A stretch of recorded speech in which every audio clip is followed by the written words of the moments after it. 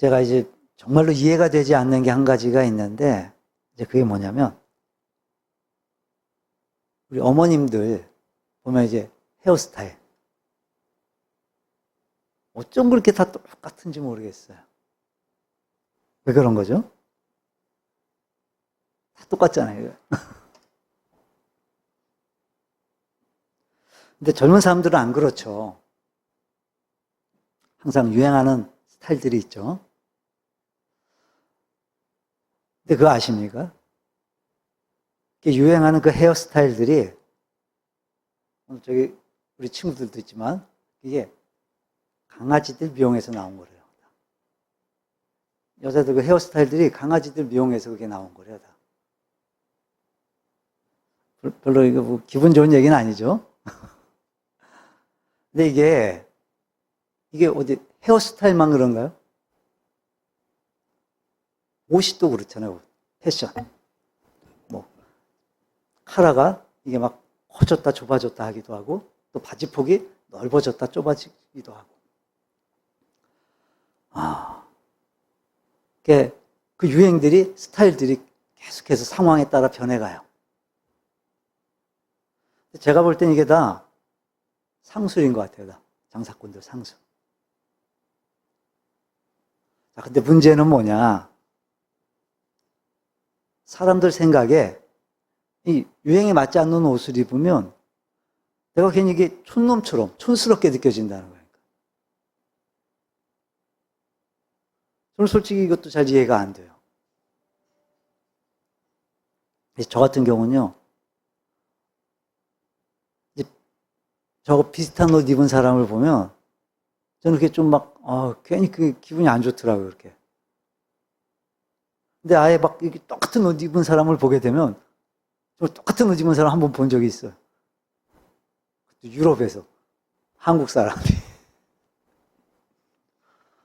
그건 좀 막 창피해지더라고요, 괜히 막. 분명히 이게 별거 아닌데, 이게. 별거 아닌 건데, 괜히 좀 그렇더라고요, 저는. 그래서 저는 이제 막 이렇게 유행을 타는 것보단, 유행 따라가는 것보단, 그냥 내 마음대로 막 입는 걸 좋아해요, 저는. 내 개성대로. 그러니까 남들이 잘 안 입을 만한 걸로 저는 골라 입는 편이에요. 정말 그렇게 유행 따라 옷 입는 걸 보면요, 솔직히 저는 그게 좀 이해가 되질 않아요, 저는. 제 입장에서. 근데 여러분, 왜 그런 걸까요, 사람들은? 사람들이 왜 그럴까요? 사람들이 왜 그렇게 이 헤어스타일에 신경들을 쓰고, 또 이렇게 또 패션에 막 신경들을 쓰고, 왜 그럴까요, 그게? 그러니까 사람들이 서로 볼 때 이 외모를 보기 때문에 그래요. 사람들이 사람을 볼 때 외모를 보기 때문에 그래요. 사람은요, 그렇게 사람을 평가할 때 그렇게 외모로 평가를 해요, 보통. 그럼 성경도 그렇게 말씀하고 있어요. 우리가 너무 잘 아는 말씀이죠. 오늘 본문 앞에 사무엘상 16장 7절을 보면요. 내가 보는 것은 사람과 같지 아니하니 사람은 외모를 보거니와 나 여호와는 중심을 보느니라. 사람은요, 그렇게 외모를 봐요, 외모를. 사실 우리가 이 세상에 살면서 우리가 이 대인 관계를 잘 하려면 사실 이 외모도 이게 또 우리가 무시할 수가 없어요, 사실.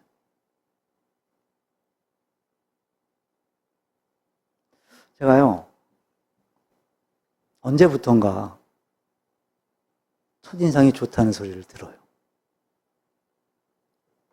여러분들이 인정이 안 되실지 몰라도 밖에서는 가끔씩 들어요. 근데 사실 이게 처음부터 그랬던 건 아니에요, 제가. 막 신학을 하고, 막 사역을 시작하면서부터 아마 그때부터 그랬던 것 같아요. 그런 소리를 들어본 게. 그 전에 어땠냐면요. 정말 대놓고 그런 소리도 들었어요. 인상스럽다고. 대학 들어갈 때는요, 입학식 당일날, 이제 나중에 들은 얘기지만, 동기들이 저한테 말을 안 걸더라고요. 자기들끼리 막 떠는데 말을 안 걸어요. 나중에 들은 얘기인데, 인상이 더러워서 말을 안 걸었대요, 저한테.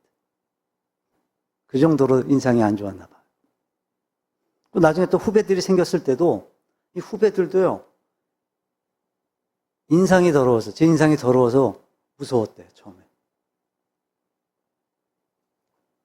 또 이제 대학 졸업할 때도, 우리 졸업여행 가잖아요. 졸업여행 갈 때도 이제 제주도를 갔었는데, 공항에서 저만 따로 부르는 거예요. 아니, 무슨, 이게 학생들 지금 졸업여행인데, 학생들 여행인데, 근데 제주도는 원래 돌 같은 거 못 갖고 나오잖아요. 섬에서. 근데 제가 갖고 나오게 생겼나 봐요. 저만 따로 불러서 가방 열어보래. 그리고 주머니도 검사하더라고요. 그것도 제가 4학년 때인데, 대학 4학년 때, 이제 알바를 해서 제가 중고차를 하나 구입해서 이제 타고 다녔는데, 그때만 해도 이 외곽 지역에서는 검문 검색을 굉장히 많이 했어요, 밤에. 그럼 이제 다른 차들은 이제 얼굴만 확인하고 다 보내줘요. 웬만하면 다 보내주는데, 저는 꼭 트렁크 열어보세요. 그래서 나중에 제가 어떻게 했냐면, 그냥 서자마자, 이제 서라고 하면 서자마자 창문 내리면서 아예 트렁크 같이 열어버렸어요, 항상. 그 정도로 그랬었어요. 정말 예수 믿고 변한 것 같아요, 정말. 예수 믿고. 인상이. 네, 여러분. 하나님은 뭘 보시죠, 하나님은? 하나님 외모 보시나요? 하나님은 중심을 보세요. 중심 보신다 하셨어요, 하나님. 근데 여러분, 사실 이게 굉장히 무서운 말씀인 거예요. 두려운 말씀인 거예요.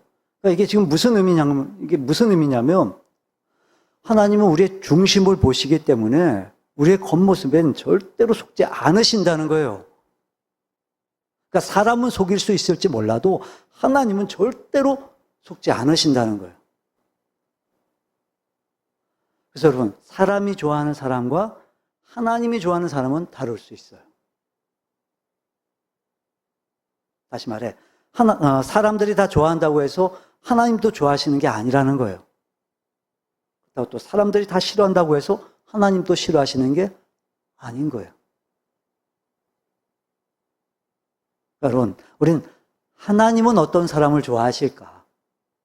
우리는 여기에 관심을 가져야 돼요. 하나님은 어떤 사람을 좋아하실까?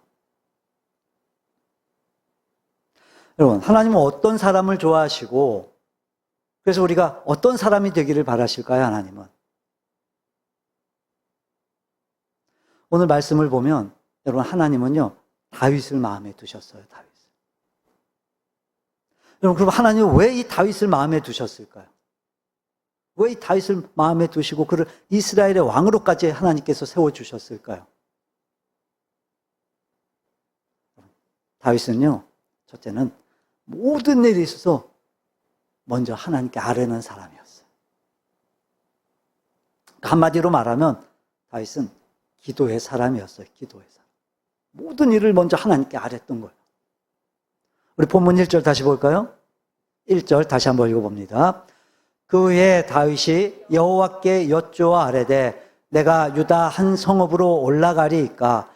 여호와께서 이르시되 올라가라. 다윗이 아뢰되 어디로 가리이까? 이르시되 헤브론으로 갈지니라. 그러니까 이 사울 왕이 죽었다는 소식을 다윗이 들었어요. 다윗이 들었어요, 그 소식을. 자, 그럼 이제 자기가 이제 왕이 되는 거예요. 자기가 왕이 되는 거예요. 그걸 알고 있었어요, 다윗이. 그게 하나님의 계획이고 섭리임을 다윗이 이미 알고 있었을 거예요. 왜냐하면 이제 자기가 이미 그 사무엘 선지자로부터 기름 부음을 받았으니까. 그래서 하나님이 자기를 선택했다는 걸 알고 있었을 거예요. 근데 오늘 본문을 보면요, 다윗은 그럼에도 불구하고 하나님께 기도를 해요. 하나님께 기도부터 해요. 하나님, 내가 이 유다 한 성읍으로 가리이까? 올라가리이까?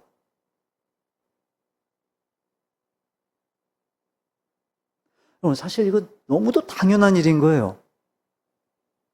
굳이 하나님께 물어볼 필요가 없는 아주 당연한 일인 거예요, 지금. 굳이 하나님한테 안 물어봐도 이거 당연히 그냥 하면 되는 거예요, 지금. 근데도 하나님께 물어요, 다윗은. 그래서 하나님은요, 올라가라 하고 대답하세요. 그러니까 또 물어요, 또. 어디로 갑니까, 하나님, 그럼? 하나님, 어디로 갈까요? 그러자 헤브론으로 갈지니라 하나님이 또 말씀해 주세요. 여러분, 다윗의 이 기도 응답을 이제 대부분의 학자들이 이걸 어떻게 해석을 하냐면, 다윗이 이게 하나님의 음성을 직접 들었던 게 아니라, 음성으로 들었던 게 아니라, 대제사장이 갖고 있었던 그 우림과 둠밈으로 하나님께 물었을 거라고 해석을 해요. 자, 그럼 이 우림과 둠밈, 이게 뭐죠? 우림과 둠밈. 우리 한번 출애굽기 찾아볼까요? 28장.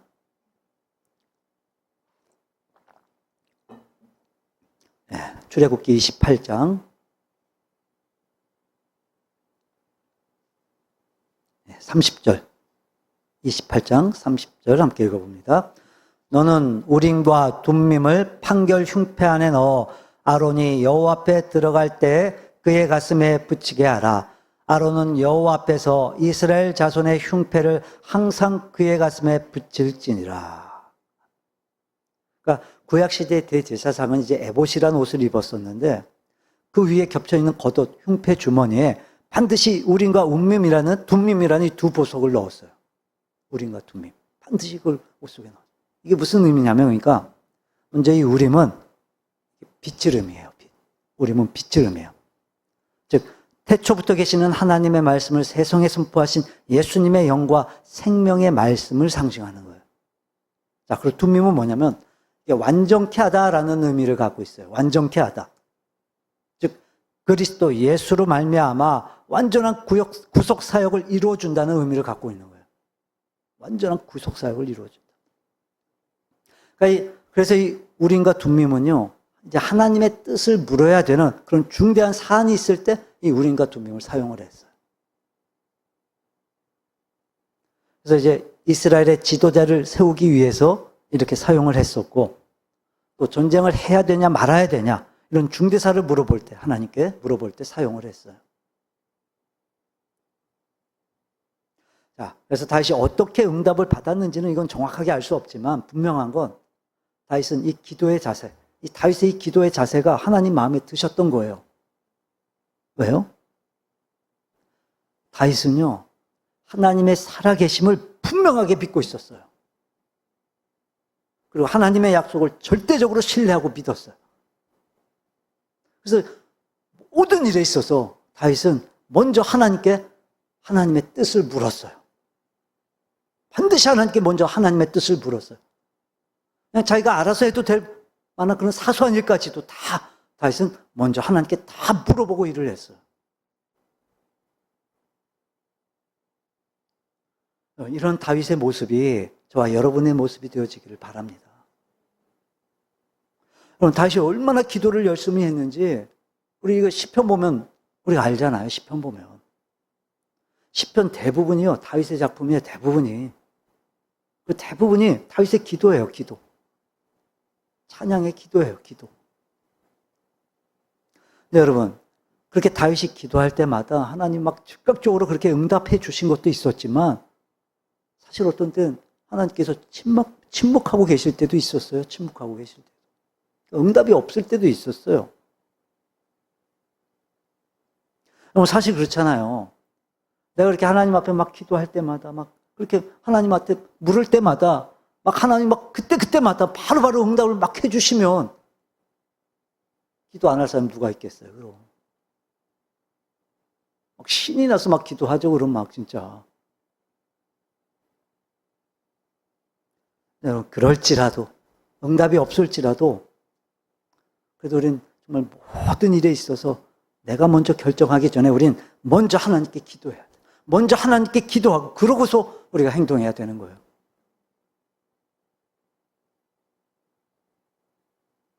우리 그러잖아요, 근데 솔직히. 내가 이미 다 결정해 놓고서, 내 마음대로 이미 다 결정해 놓고서, 하나님, 이거 되게 해주세요. 하나님, 내가 이렇게 되기를 원합니다. 그러니까 이렇게 하나님 해주세요, 하나님. 도와주세요, 하나님. 이게 아니라, 하나님, 내가 어떻게 하면 될까요? 언제 어떻게 하면 될까요, 하나님? 먼저 물어보라는 거야, 하나님께. 먼저. 질문하는 게 중요해요. 하나님께 질문하는 게. 왜요? 그럼 왜 이렇게 기도하는 게 하나님 마음에 드는 걸까요? 왜 이렇게 기도하는 게 하나님이 마음에 들어 하시는 걸까요? 나의 주권이 내게 있는 게 아니라 하나님께 있기 때문에 그래요. 내 주권은 하나님께 있어. 그러니까 내가 주인이 아니라, 내가 내 주인이 아니라 하나님이 내 주인이시기 때문에 그래요. 여러분 하나님을 어떤 분으로 믿으십니까? 어떤 하나님이세요, 여러분한테? 하나님은 어떤 하나님이세요?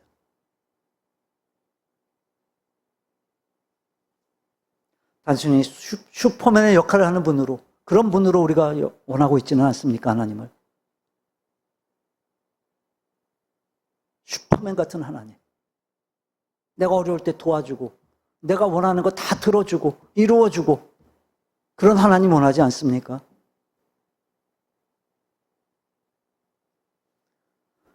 하나님은요, 우리의 주인이세요. 우리의 왕이세요, 하나님은. 그러니까 여러분, 내가 필요로 할 때만 잠시 와서 도와주고 가는 그런 슈퍼맨이 아니라 나의 모든 것, 나의 모든 삶을 주관하시고 인도하시기를 원하시는 하나님이심을 여러분 잊지 마시기를 바라요. 자, 그럼 하나님은 왜 기도하는 사람을 좋아하실까? 첫째, 기도하면요, 하나님의 뜻을 알 수 있기 때문에 그래요. 하나님의 뜻을 알 수 있기 때문에 그래요. 우리가 응답받지 못하는 이유가 뭐냐면요, 우리가 기도했는데 응답이 안 되는 이유가 뭐냐면요, 내 뜻대로 밀어붙이니까 응답이 없는 거예요. 내 뜻대로 원하니까. 물론 응답이 없는 것도 응답이에요. 하나님이 안 들어주시는 거예요, 그거. 그렇게 응답하신 거예요. 그게 응답인 거예요, 그게. 근데 그게 왜 그런 거라고요? 내 뜻대로 밀어붙이니까 안 들어주시는 거예요, 하나님이. 대표적인 사람이 누구요? 사울왕. 하나님의 뜻을 알려고 하질 않아요. 하나님의 뜻은 관계가 없어요. 그냥 자기 보기에 좋은 대로, 자기가 원하는 대로. 다윗은 달랐잖아요. 어떤 응답을 하실지 다윗은 기도했어요, 하나님께. 누가 봐도 뻔한 일인데도 다윗은 기도부터 했어요. 왜요? 하나님의 뜻과 내 뜻이 다를 수 있기 때문에.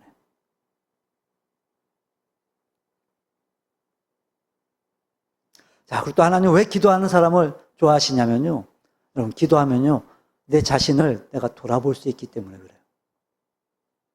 즉, 기도하면, 기도하는 중에 하나님은 내가 누구인지를 하나님이 알게 하세요. 내가 어떤 존재인지를 하나님이 알게 하세요. 그래서 내가 얼마나 연약한 존재인지 알게 되고, 그래서 하나님 앞에 겸손한 자세를 갖게 되는 거예요, 우리가. 하지만 기도하지 않으면 어떻게 될까요, 여러분? 기도하지 않으면 어떻게 될까요? 사울 되는 거예요, 사울. 자기가 아주 대단한 존재인 줄로 착각하는 거예요, 막. 자, 또 하나님 왜 기도하는 사람을 좋아하시냐면요, 기도하면요, 여러분, 내가 뭘 해야 될지, 무엇을 먼저 해야 될지 하나님 알게 해주시기 때문에 그래요.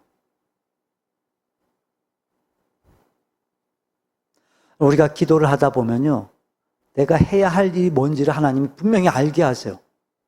그러니까 중요한 일이 뭔지, 먼저 해야 될 일이 뭔지를 하나님이 분명히 알게 하세요. 깨닫게 하세요. 여러분, 기도가 그래요, 기도가. 기도가 본래 그래요. 기도를 하다 보면요, 내 욕심 다 사라져요. 우리가 진짜 기도하다 보면 내 욕심은 다 사라지고 우리가 하나님 뜻을 우리가 앞세우게 되는 거예요. 따라가게 돼요, 하나님 뜻을. 기도하면. 그래서 정말 하나님이 원하시는 것이 무엇인지를 우리가 알게 돼요. 여러분, 기도하는 거예요, 그래서 기도하는 거예요. 그래서 하나님께 물어야 돼요, 물어야. 하나님께 물어야 깨닫게 하세요, 하나님.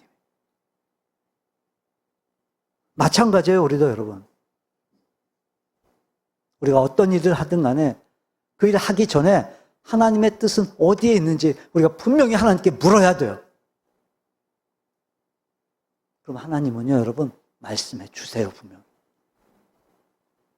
이 다윗처럼 이렇게 우림과 둠밈으로 알려주시진 않지만 이 진리로 우리에게 주신 이 말씀을 통해서 하나님은 응답해 주세요. 우리에게 분명히. 또는 이 목사의 설교를 통해서도 말씀해 주시기도 하시고 또는 주변의 환경을 통해서도 말씀해 주시기도 하세요. 하나님. 하지만 이제 가장 중요한 건, 가장 정확한 건 말씀이에요. 말씀. 하나님의 말씀. 그렇게 하나님은요, 지금도 우리에게 응답하세요. 분명히. 뭐 하면요? 기도하며. 여러분, 모든 일에 있어서 기도하고 결정하는 분들이 되시기를 주님의 이름으로 축원합니다. 여러분, 이렇게 하나님이 쓰시는 사람들은요, 한 가지 공통점이 있어요. 공통점이. 그게 뭘까요?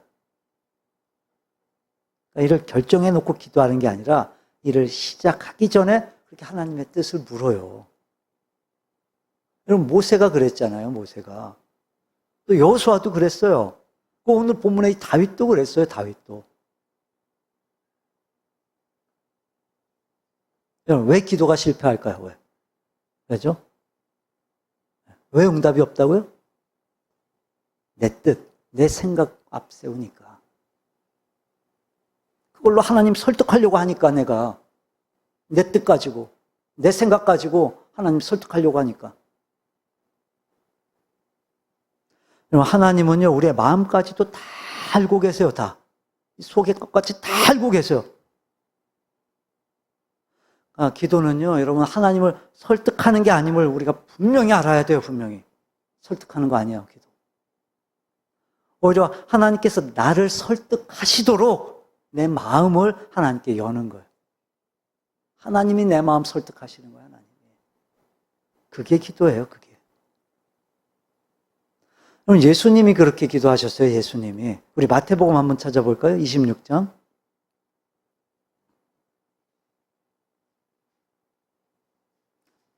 마태복음 26장 39절. 26장 39절 함께 읽어봅니다. 조금 나아가사 얼굴을 땅에 대시고 엎드려 기도하여 이르시되 내 아버지여 만일 할만하시거든 이 잔을 내게서 지나가게 하옵소서. 그러나 나의 원대로 마시옵고 아버지의 원대로 하옵소서 하시고. 결국 주님은 응답을 받고 십자가를 지세요. 주님. 그리고 그 길을 묵묵히 걸어가세요. 왜요? 그게 아버지의 뜻임을 주님이 아셨기 때문에. 하나님의 뜻임을 아셨기 때문에. 저와 여러분의 기도가, 우리의 기도가 정말 십자가를 앞에 두고 기도하셨던 주님처럼 저와 여러분의 기도가 그런 기도가 되어지기를 바랍니다. 자, 그리고 또 다시 왜 하나님의 마음에 들었던 거냐면요. 여러분, 다윗은요, 이 공동체와 함께하는 삶을 살았어요. 공동체와 늘 함께였어요. 우리 본문 다시 한번 볼까요? 2절, 3절. 2절, 3절 함께 읽어봅니다. 다윗이 그의 두 아내 이스라엘 여인 아히노함과 갈멜 사람 나발의 아내였던 아비가일을 데리고 그리로 올라갈 때 또 자기와 함께한 추종자들과 그들의 가족들을 다윗이 다 데리고 올라가서 헤브론 각 성읍에 살게 하니라. 다윗은요, 그러니까 사울 왕한테 쫓겨 다닐 때부터 계속해서 이 공동체와 함께 생활을 했어요. 물론 처음에는 혼자였어요, 혼자. 혼자 도망을 다녔지만 이제 가족이 생기면서부터 그 가족 공동체가 늘 다윗은 함께였어요. 반드시 함께였어요. 그리고 자기를 따르는 부하들이 또 늘어나면서 그들과 또 늘 함께 다녔어요, 함께. 심지어 사울을 피해 블레셋으로 도망쳤을 때도 다윗은 그들과 늘 함께였어요. 블레셋에서도 함께였어요. 오늘 본문에 사울이 죽게 되어 유다의 한 성으로 올라가려 할 때도 다윗은 함께 했어요, 그들과. 그러니까 처음부터 끝까지 다윗은 늘 이 공동체와 함께 했어요, 함께. 우리 믿는 자들은요, 이 공동체 안에서 신앙생활을 해야만 돼요. 왜요? 우리는요, 혼자서 못 살아요. 혼자서는 살아갈 수가 없는 존재예요, 우린. 그래서 하나님이 가정 공동체를 만들어 주시고 이 교회 공동체를 하나님이 주신 거예요, 우리한테. 우리 두 공동체를요, 정말 생명처럼 우리가 소중히 여겨야만 돼요. 그래야 우리에게 행복이 오는 거예요. 그래야 행복을 주세요, 하나님이. 여러분, 요즘 세상 한번 보세요. 이 공동체 생활에 얼마나 문제들이 많습니까, 지금. 그래서 많은 가정들이 막 깨지기도 하고, 또 교회들이 막 갈등이 있잖아요, 막 보면. 그래서 힘들어하고, 아파하고, 괴로워하고. 왜 하나님이 세우신 이 공동체에 이런 아픔이 생기고 고통이 막 생기는 걸까? 왜 갈등들이 막 생길까요? 왜죠? 이 공동체를 세우신 하나님의 목적을 다 잊어버린 거예요. 공동체 유지하는 방법을 다 잊어버렸기 때문인 거예요. 여러분, 왜 결혼을 하죠? 왜? 결혼 왜 하죠? 왜 결혼하셨어요? 왜 결혼하셨어요? 내가 행복해지기 위해서요? 나 행복해지기 위해서요? 그러니까 힘들어지는 거예요. 반대로 상대를 행복하게 하기 위해서인 거예요. 상대를.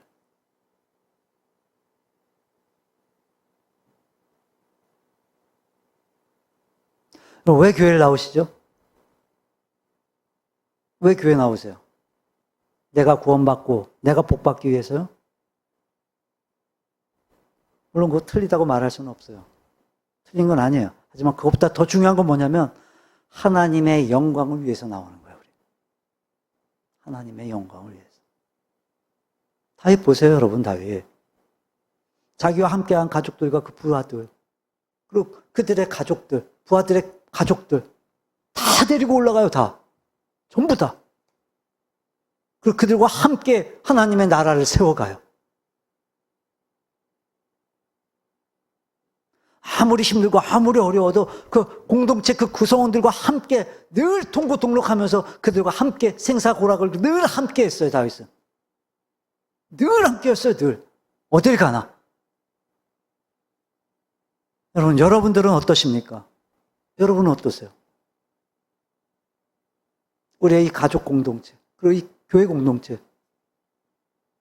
또 나아가 이 나라 국가 공동체와 늘 함께하는 은혜가 있기를 주님의 이름으로 축원합니다. 자, 그리고 또 다윗이 왜 하나님 마음에 들었던 거냐면요, 여러분, 다윗은요 대적들, 그러니까 적들을 선대해요. 축복을 해요. 그리고 원수들을 축복을 해요. 다윗이 유다로 올라가니까 이제 유다 사람들이 와서 다윗에게 기름을 부어요. 그래서 다윗 왕으로 세워요. 그래서 이제 다윗이 막강한 힘을 가지게 됐어요. 힘이 생겼어요, 다윗이. 그럼 우리 뭐부터 할까요? 사람들 입장에서 보면 뭐부터 할까요, 그럼? 정말 죽을 고생하면서 막 도망다니다가 이제 왕이 됐어요. 뭐부터 할까요? 힘 써야죠, 그거. 갖고 있는 힘. 근데 다윗은요, 그럼에도 불구하고 그 힘을 다윗은 원수 가운데 사용하지 않아요. 여러분, 분명히 이거 기회잖아요, 기회. 절호의 기회잖아요, 이제.